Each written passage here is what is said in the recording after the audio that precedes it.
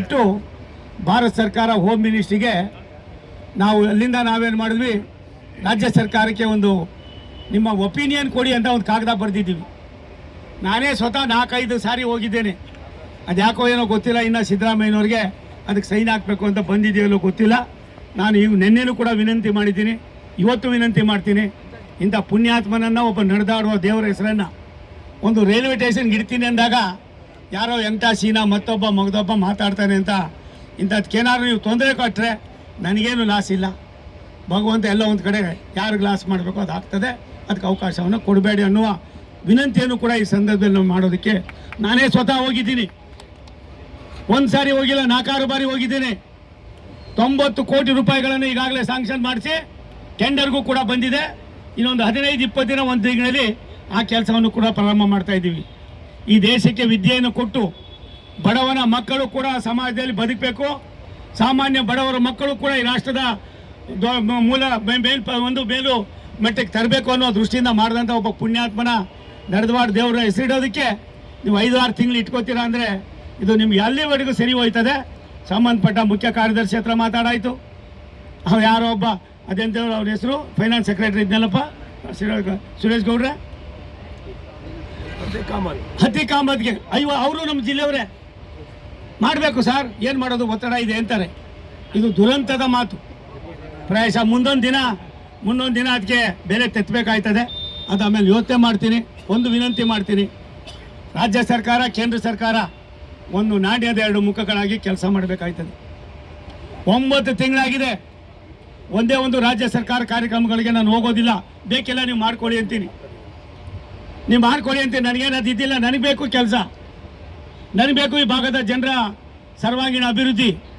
ರಾಷ್ಟ್ರದ ಪ್ರಧಾನಮಂತ್ರಿ ನರೇಂದ್ರ ಮೋದಿಯವರು ನನ್ನನ್ನು ನಾರ್ತ್ ಈಸ್ಟ್ನ 7 ರಾಜ್ಯಗಳಿಗೆ ನನ್ನನ್ನು ಪ್ರತಿನಿಧಿಯಾಗಿ ಹಾಕಿದ್ದಾರೆ. 5 ರಾಜ್ಯಗಳಿಗೆ ಈಗಾಗಲೇ ನಾನು ಹೋಗಿ ಬಂದಿದ್ದೇನೆ, ಇನ್ನು 2 ರಾಜ್ಯಗಳಿಗೆ ಹೋಗಬೇಕಾಗಿದೆ.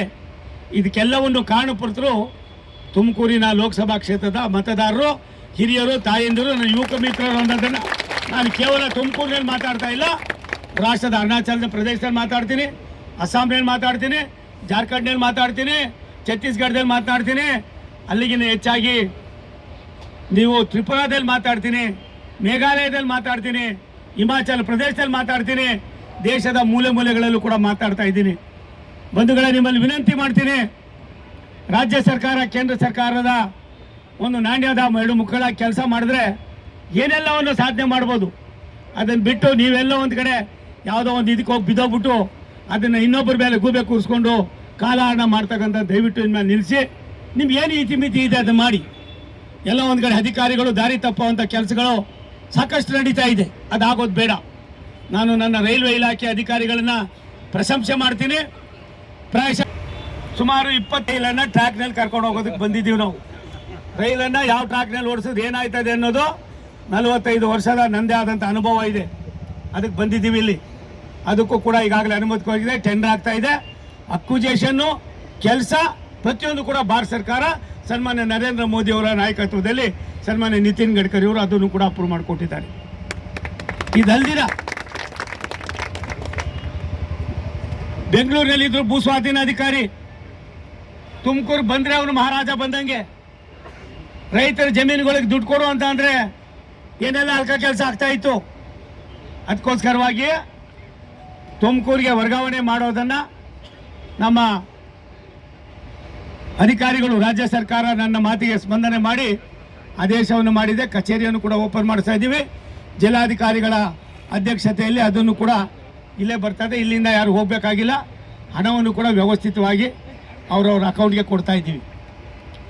ಇವೆಲ್ಲಕ್ಕಿಂತ ಮಿಗಿಲಾಗಿ ಮೆಟ್ರೋ ಈಗಾಗಲೇ ರಾಜ್ಯ ಸರ್ಕಾರನೂ ಕೂಡ ಒಂದು ಮನವಿಯನ್ನು ಮಾಡಿದೆ. ನಾವು ಕೂಡ ಅದನ್ನು ಯಾವ ರೀತಿ ಮಾಡಬೇಕು ಅನ್ನೋದನ್ನು ಮಾಡುವ ಮಧ್ಯದಲ್ಲಿ ಒಂದು ಸರ್ಕ್ಯುಲರ್ ರೈಲನ್ನು ತರಬೇಕು ಅಂತ ತೀರ್ಮಾನ ಮಾಡಿ ರಾಷ್ಟ್ರದ ಪ್ರಧಾನಮಂತ್ರಿಗಳು ಸೂಚನೆಯನ್ನು ಕೊಟ್ಟಿದ ಮೇಲೆ 4 ತಿಂಗಳಲ್ಲೇ ಒಂದು ಸರ್ಕ್ಯುಲರ್ ರೈಲ್ಗೆ ಈಗಾಗಲೇ ಸರ್ವೆ ಮಾಡಿ 287 ಕಿಲೋಮೀಟ್ರು 1,75,000 ಕೋಟಿ ರೂಪಾಯಿಗಳನ್ನು ಇದು ಮಾಡಿ ಸುಮಾರು ಬೆಂಗಳೂರಿನ ಮುತ್ಯದಲ್ಲಿ ನಿಮ್ಮ ದಾಬಾಸ್ಪೇಟೆ ಹತ್ರಕ್ಕೆ ಬಂದುಬಿಡ್ತದೆ.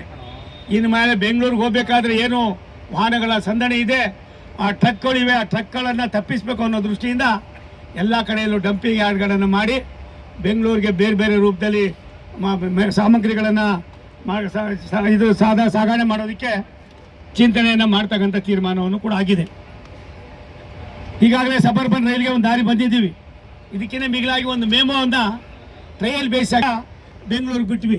If you like this video ಬೇಗ ಲೈಕ್ ಮಾಡಿ, ಕಾಮೆಂಟ್ ಮಾಡಿ, ಶೇರ್ ಮಾಡಿ ಹಾಗೂ ಯೋಯೋ ಟಿವಿ ಕನ್ನಡವನ್ನು ಸಬ್ಸ್ಕ್ರೈಬ್ ಮಾಡಿ.